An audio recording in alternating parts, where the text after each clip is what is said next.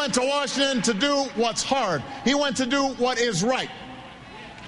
And now the lobbyists and the special interests are going after him, and the question I have for you is, when somebody like this has your back, do you have his back?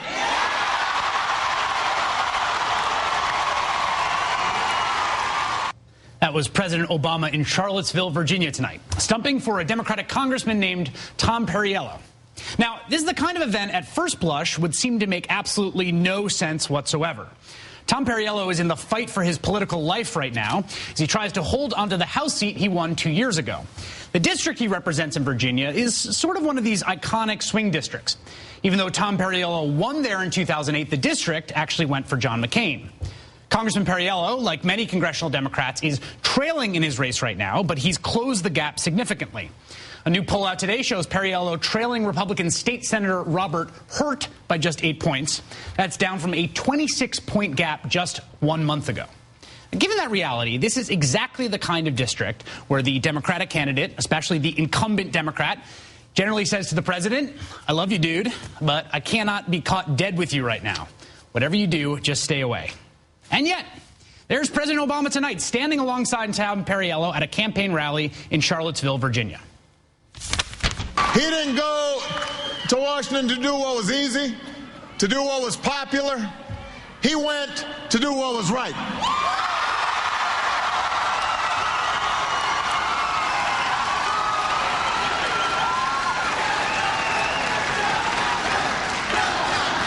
Go, Tom, go. Go, Tom, go. Go, Tom, go. Go, Tom, go. So what gives? Why does this endangered Democrat actually want to be seen with President Obama? Because the way that Tom Perriello won 2 years ago is the same way he's going to win this year if he manages to win. 2008, Tom Perriello won in part by cleaning up among young voters at the University of Virginia. He won by getting lots and lots of votes from African-American voters, and he won by cashing in on new voters. Those are the groups that ultimately put him over the top. Fast forward 2 years, and his path to victory this year is exactly the same. If Tom Perriello is going to win on Tuesday, it's going to be with the support of young voters, of African-American voters, and of new voters, the people who also tend to be most excited by a presidential visit. That was the recipe not just for Barack Obama's victory in 2008. It was a recipe for a lot of Democratic victories in tight congressional races in 2008 as well, like Tom Perriello in Virginia and Senator Kay Hagan in North Carolina. They won because those groups turned out in big, unprecedented numbers. The next 3 or 4 or 5 days of this election are going to be about one thing: repeating the amazing miracle that Democrats pulled off in 2008 in terms of bumping up the African-American turnout, which is already very high, bumping up youth turnout, and bumping up new voter turnout. It is not an easy task.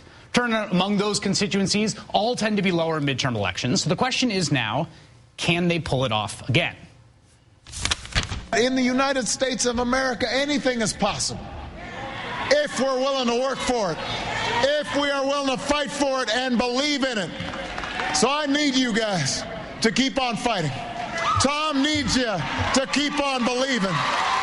In these last 4 days, I need you to knock on doors and make phone calls and talk to your neighbors and vote.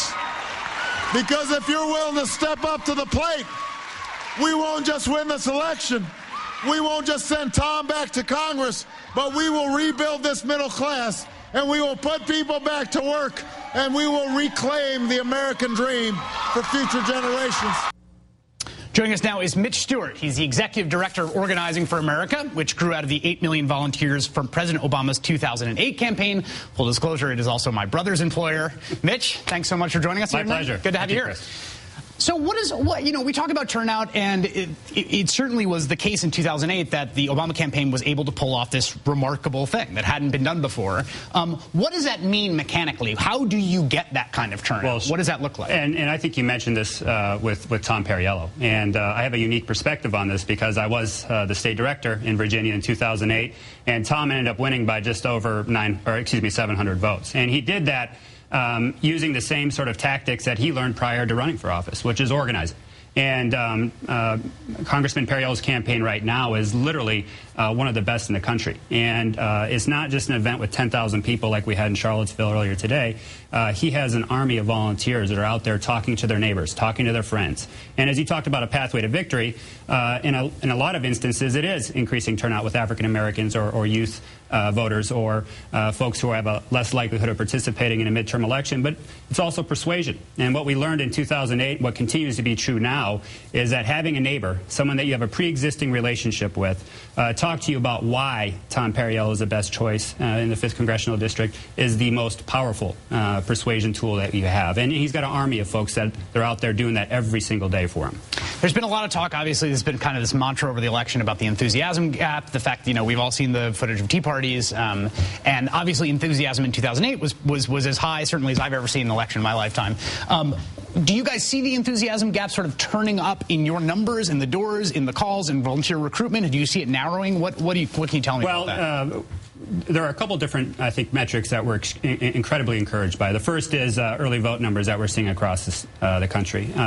If you were to believe the stated enthusiasm gap that we've been hearing about now for almost a year, you would expect that Republicans would be turning out in droves in early vote. And not just in quote-unquote Republican states, but frankly across the country.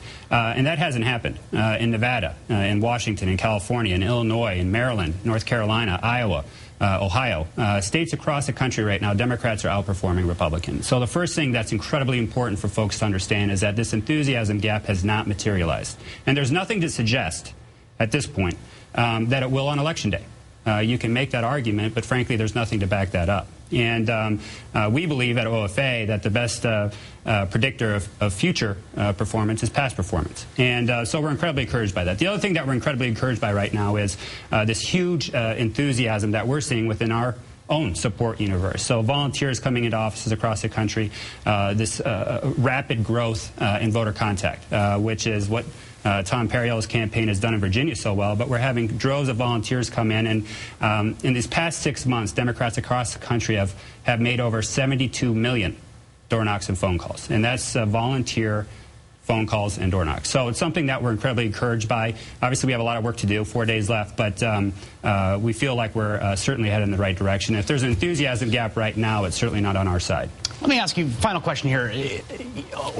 OFA is sort of a strange hybrid. It hasn't really been tried before. You try to take this sort of unprecedented campaign, turn it into something that existed while the president was in office. There's been criticism from both sides. There's been criticism from Democratic congressmen who are not excited to get calls in the field from people who are on the OFA mailing list saying, get out of here. There was criticism that felt like that it wasn't independent enough from the White House, that there was not enough mobilization.